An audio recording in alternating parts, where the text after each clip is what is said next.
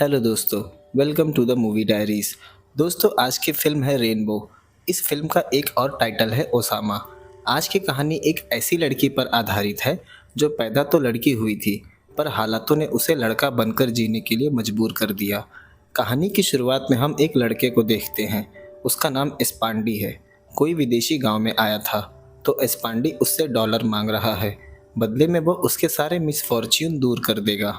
उसने एस्पांडी को $1 दे दिए। साथ ही वो विदेशी उस जगह की वीडियो शूट कर रहा है। शायद वो कोई जर्नलिस्ट है। वहीं पास से एक माँ बेटी गुजर रही थी। एस्पांडी उनके पास जाकर पैसे मांगने लगा। उस लड़की का नाम मरीना है और वो अपनी माँ के साथ जा रही थी। तभी एक फ्रूट सेलर उनके पास से भागता हुआ गया। पीछे से महिलाओं का एक बहुत बड़ा मोर्चा चला आ रहा था। काफ़ी अफगानी महिलाएं आंदोलन पर निकली थी। उनकी कुछ मांगे थी कि घर से निकलने की रोक हटा दी जाए, क्योंकि वो बाहर जाकर काम करना चाहती है। ये सारी पाबंदियां तालिबान ने लगा कर रखी थी। वो सारी महिलाएं विडो थी। सभी के पति जंग में मारे गए। ये मोर्चा तालिबान के खिलाफ था। अगर वो घर से बाहर नहीं निकलेंगी तो घर का खर्च कैसे चलेगा और वो अपने बच्चों को क्या खिलाएंगी। मरीना उस भीड़ को देख डरने लगी, क्योंकि तालिबान के लोग कभी भी यहाँ आ सकते हैं। मरीना अपनी माँ के साथ छिपकर घर से बाहर निकली थी। तालिबान ने कुछ नियम बना रखे थे कि कोई भी महिला सिर्फ अपने पति के साथ ही बाहर जा सकती है। अगर पति नहीं है तो वो घर में ही रहे। अगर वो अकेले घूमती मिल गई तो तालिबान उसे अपना स्लेव बना लेंगे या उसे मार्केट में बेच देंगे। उन महिलाओं की मांग थी कि उन्हें काम दिया जाए, क्योंकि वो भूख से मर रही हैं। तभी वहाँ तालिबान के लोग आ गए और सारी महिलाएं भागने लगी। मरीना और उसकी माँ भी उसी भीड़ के साथ भागने लगे। वहाँ खड़ा कैमरामैन इन सभी चीज़ों को रिकॉर्ड कर रहा था। वो भागकर एक घर में छिप गई। मरीना डर से रोने लगी। उसने बाहर देखा, भीड़ में किसी का छोटा बच्चा भी छूट गया था और वो रोने लगा। उनमें से कुछ महिलाओं को तालिबान ने पकड़कर एक केज में डाल दिया। वो महिलाएं चिल्लाने लगी कि उन्हें यहाँ बंद न किया जाए। उनके घर पर बच्चे हैं, पर उन्होंने उस केज को ताला लगा दिया और जो विदेशी व्यक्ति इन सभी घटना को रिकॉर्ड कर रहा था, उन्होंने उसे भी पकड़ लिया। दूसरे दिन मरीना और उसकी माँ को हम एक हॉस्पिटल के बाहर बैठा देखते हैं। मरीना की माँ इसी हॉस्पिटल में नर्स का काम करती है, जिससे उनका घर खर्च चल जाता था। लेकिन आज उन्हें पता चला कि हॉस्पिटल बंद हो रहा है। हॉस्पिटल का डायरेक्टर तालिबान के डर से अफगानिस्तान छोड़कर जा रहा है। ये बात उन्हें वहीं बैठा एक शख्स बता रहा था, जो कि यहाँ का एडमिनिस्ट्रेटर है। मरीना की माँ को अभी पिछले 4 महीनों की तनख्वाह नहीं मिली है और बिना पैसे दिए वो यहाँ से कैसे जा सकते हैं। मरीना भी काफ़ी सोच में थी। अगर हॉस्पिटल चला गया तो उनका घर खर्च कैसे चलेगा। उस शख्स ने कहा, मैं यहाँ काम करने वाला छोटा सा कर्मचारी हूँ। मैं तुम्हारे पैसे नहीं दिलवा सकता। वहाँ डॉक्टर्स भी नहीं थे, जिस वजह से काफ़ी मरीजों की मौत हो रही थी। कोई डॉक्टर तालिबान के डर की वजह से यहाँ नहीं आता। वो शख्स खुद परेशान है। उसकी पत्नी कल अकेले बाहर गई थी, जिसे तालिबान के लोग उठा ले गए, इसलिए वो उनकी जरा भी मदद नहीं कर सकता। हॉस्पिटल में एक शख्स ने मरीना की माँ से बताया, कल से ही उसके पिता की तबीयत काफ़ी ख़राब है। उसकी माँ देखने चली गई। उसने उसके पिता के चेहरे पर कुछ मिनट के लिए ऑक्सीजन लगाया, फिर निकाल दिया, क्योंकि यहाँ पर्याप्त ऑक्सीजन नहीं है, और दूसरे पेशेंट की आईवी निकालकर उसके पिता को लगा दी। हॉस्पिटल की हालत बहुत ज़्यादा ख़राब थी। यहाँ डॉक्टर्स के साथ साथ दवाइयों की भी व्यवस्था नहीं। तभी वहाँ तालिबान आ गया। मरीना अपनी माँ के बुरखा में छिप गई ताकि वो उसे देख न पाए। तालिबान के एक शख्स से पूछा, क्या यहाँ कोई विदेशी महिला है? उन्होंने मना कर दिया। उसका जवाब मरीना की माँ दे रही थी। उसने मरीना की माँ से पूछा कि उसका पति कहाँ है। वहीं पास खड़े शख्स ने कहा, मैं इसका पति हूँ। तालिबान का शख्स उस पर चिल्लाया कि क्या तुम बेवकूफ़ हो जो अपनी पत्नी को एक अजनबी से बात करने दे रहे हो। फिर वो वहाँ से चले गया। उस शख्स ने मरीना और उसकी माँ की जान बचा ली, वरना वो दोनों को उठा ले जाते। वो शख्स अब अपने पिता को घर ले जाने लगा, क्योंकि सभी हॉस्पिटल खाली कर रहे थे। मरीना ने देखा, तालिबान एक विदेशी डॉक्टर को अरेस्ट करके अपने साथ ले जा रहे हैं। मरीना की माँ ने उस शख्स से कहा, अगर मैं घर पर तुम्हारे पिता का इलाज कर दूं, तो क्या तुम मुझे पैसे दे दोगे? उस शख्स ने कहा, ठीक है। मरीना भी अपनी माँ के साथ उसके घर चली गई। मरीना की माँ ने उसके घर पर उसके पिता का इलाज किया। उसके बाद उसने उस आदमी से कहा कि हमें घर छोड़ दो, वरना रास्ते में तालिबान उन्हें पकड़ लेंगे। वो शख्स अपनी साइकिल से दोनों को घर छोड़ने चला गया। बीच में एक तालिबानी शख्स ने उन्हें रोक लिया, क्योंकि साइकिल पर मरीना की माँ के पैर खुले दिख रहे थे। उसने इन्हें ढकने को कहा। उसके बाद वो वहाँ से चले गए। रात हम मरीना के घर के अंदर का दृश्य देखते हैं। घर में सिर्फ उसकी दादी और माँ रहती है। मरीना के पिता कुछ वक्त पहले ही रशियन वॉर में मारे गए। अब घर खर्च उसकी माँ ही चलाती है, जो बाहर छिपकर काम करने जाया करती थी। पर अब हॉस्पिटल भी बंद हो गया, तो उन्हें काम की चिंता होने लगी। उसकी माँ ने कहा, काश मरीना की जगह उसे एक बेटा होता तो कितना अच्छा होता। कम से कम 2 रोटी तो कमा कर ले आता और काम में उसकी मदद भी करता। काश ऊपर वाले ने औरतें बनाई ही न होती। वो सभी चीज़ों को कोसने लगी। पर मरीना की दादी ने उसकी माँ को समझाया कि आदमी औरत दोनों बराबर है, बस वेशभूषा का फ़र्क है। आदमी को बुर्का पहना दिया जाए तो वो एक औरत ही लगेगा, और अगर औरत के बाल छोटे करके उसे शर्ट पैंट पहना दिए जाए तो वो एक आदमी लगने लगेगा। उन्होंने सोचा, क्यों न मरीना के बाल भी छोटे करके उसे एक लड़का बना दिया जाए, ताकि वो बाहर जाकर काम कर सके। और मरीना को उसके पिता के कपड़े पहना देंगे। पर मरीना को डर था कि अगर तालिबान ने पकड़ लिया तो उसे मार देंगे। पर दादी ने समझाया कि इस बारे में किसी को पता नहीं चलेगा, बस इसके लिए थोड़ा सावधान रहने की ज़रूरत है। और अगर मरीना ने ऐसा नहीं किया तो वो सभी भूख से मर जाएंगे। उसने बहुत सोचा, आखिर में वो मान गई, सिर्फ अपने परिवार के लिए। रात ही उसकी दादी ने उसके बाल काट दिए और उसके पिता के कपड़े भी छोटे कर दिए, ताकि वो कपड़े मरीना को अच्छे से फिट आ जाए। सुबह जब उसने उठकर खुद को आईने में देखा तो खुद को इस तरह से देख उसे काफ़ी दुख हुआ। उसकी माँ ने उसे काटे हुए बाल दे दिए। मरीना ने उसे ले जाकर एक गमले की मिट्टी में दबा दिया और उसे ले जाकर घर में रख दिया। शायद ऐसा करने से उसके सर के बाल जल्दी बढ़ने लगेंगे। दूसरे दिन वो अपनी माँ के साथ उस शख्स के घर के लिए निकल गई, जिसके पिता को उस दिन वो देखने गई थी, क्योंकि उससे पैसे लेने थे। सड़कों पर चलते हुए मरीना को काफ़ी डर भी लग रहा था कि कहीं उसे कोई पहचान न ले। वहाँ से तालिबान की गाड़ी गुजरी, पर उन्होंने उसे पहचाना नहीं। पर सड़कों पर लोग उसे काफ़ी ध्यान से देख रहे थे। मरीना ने बाल छोटे जरूर कर लिए थे, पर देखने में वो अब भी लड़की ही लगती है। थोड़ी देर में दोनों उस शख्स के घर पहुंच गए। उसके पिता की मृत्यु हो गई थी। उस शख्स ने उन्हें पैसे दिए। मरीना ने वहां से अपना आईवी स्टैंड उठा लिया और दोनों वहां से चले गए। जब मरीना घर पर सो रही थी तो एक बुरे सपने से उसकी नींद खुल गई।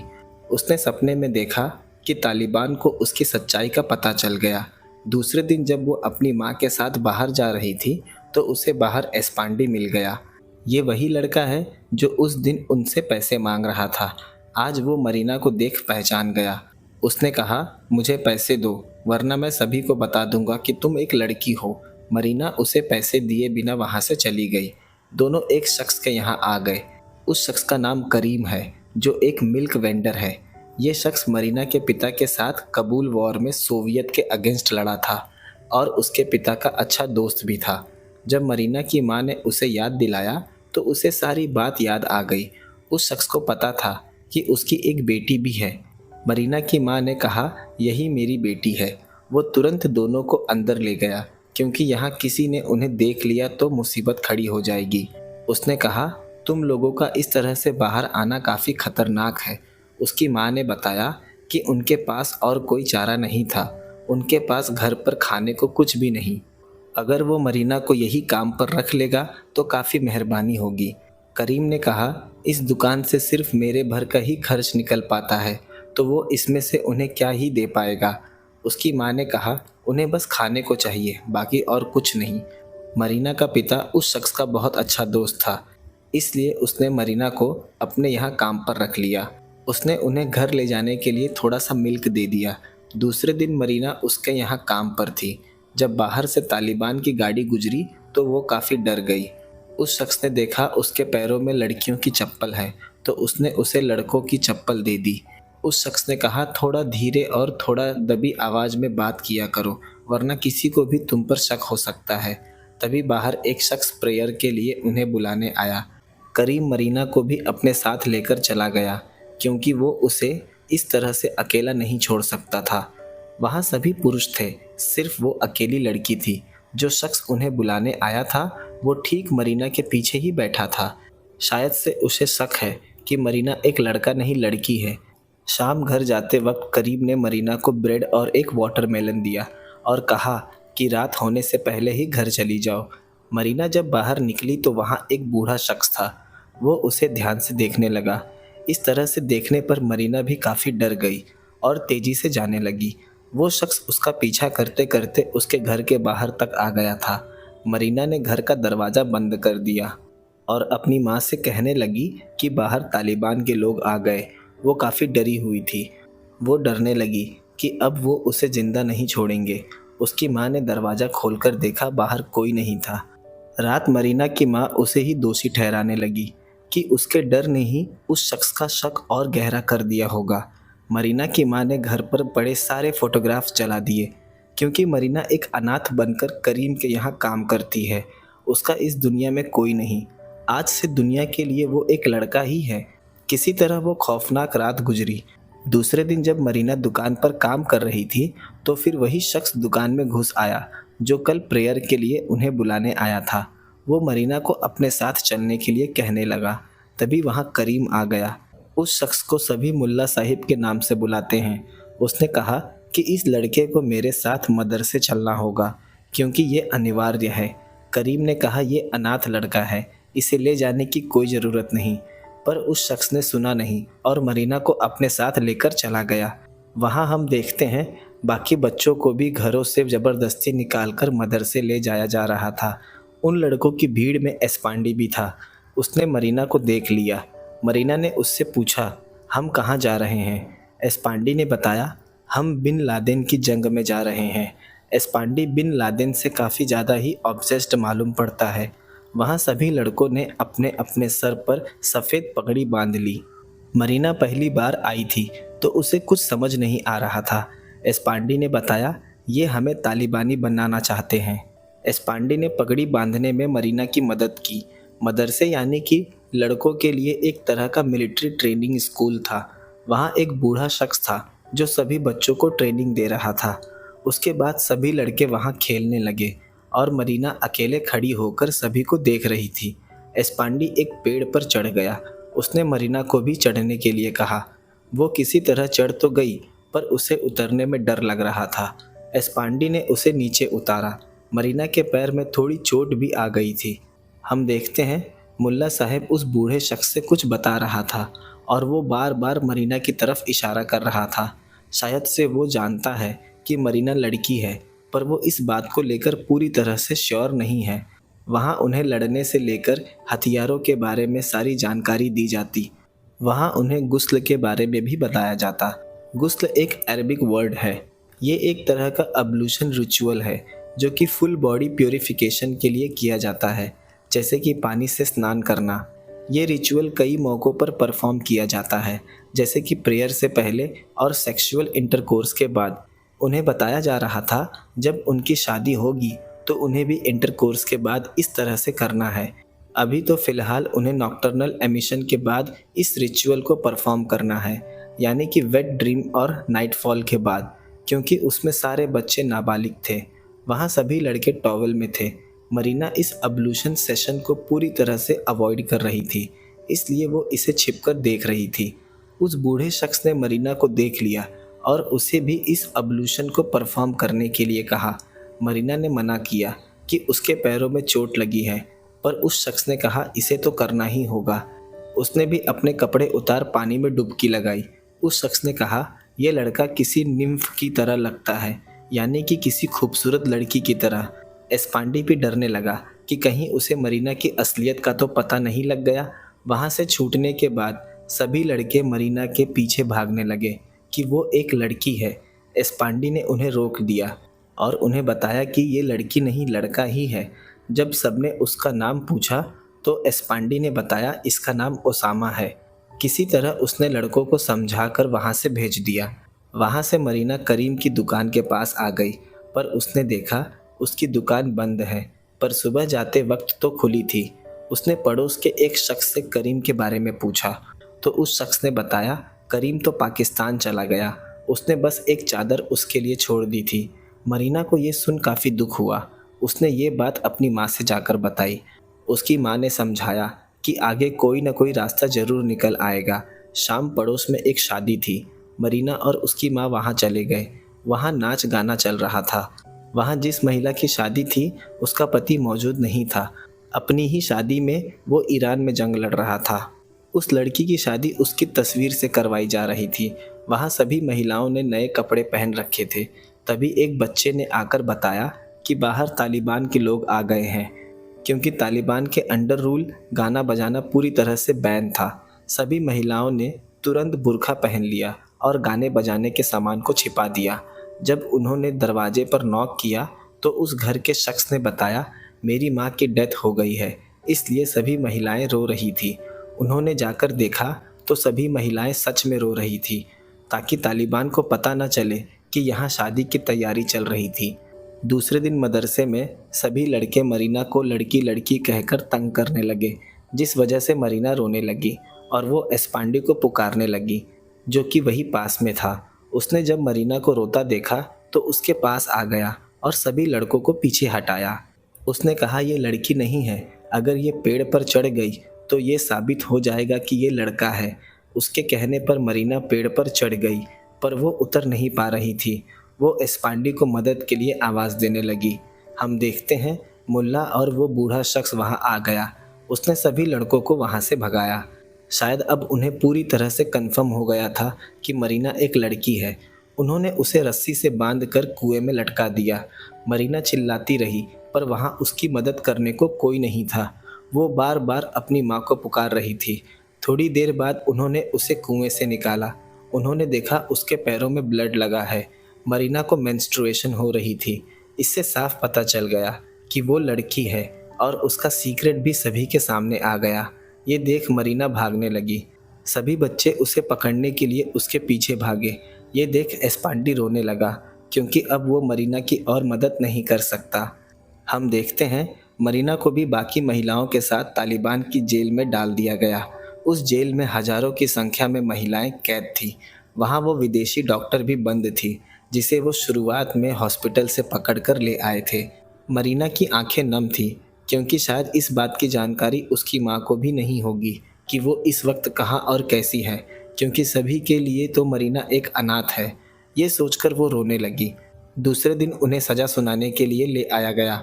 वहाँ काफ़ी भीड़ फैसला सुनने के लिए इकट्ठा थी। वहाँ तालिबान का लीडर भी था जो सज़ा सुनाएगा।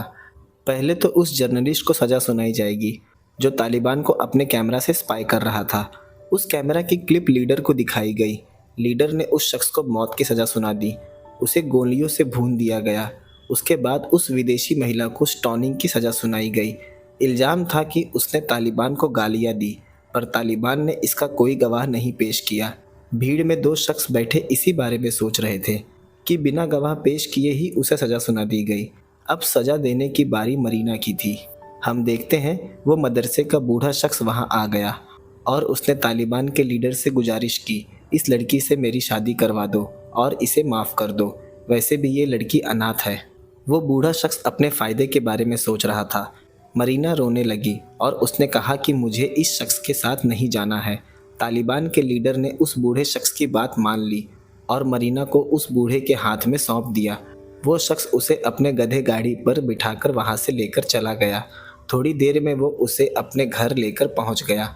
मरीना ने देखा उसने अपने घर के मुख्य दरवाजे पर एक बड़ा सा ताला लगा कर रखा है, ताकि उसके जाने के बाद वो बाहर न आ सके और ना ही कोई भीतर जा सके।